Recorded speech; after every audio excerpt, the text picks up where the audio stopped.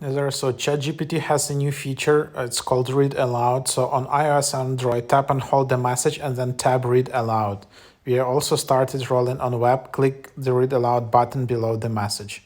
So this is pretty cool feature, which was just released. So let's just check it out. So if I just go to ChatGPT app, and then here it is. What's going on here? Checking system health. Haven't seen this before. But yeah, basically this is a new feature which you can try. Maybe the app is overloaded right now, but yeah, if you like the replies more in audio format, that's a pretty nice feature. Uh,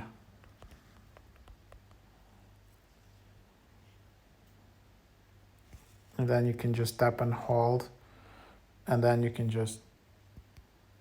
Hello, how can I assist you today? So here you can have the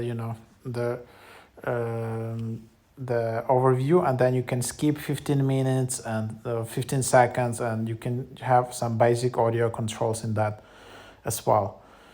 So yep, that's just the idea. And then there is a voice chat from that. So yeah, bunch of features which you can try. So try it out.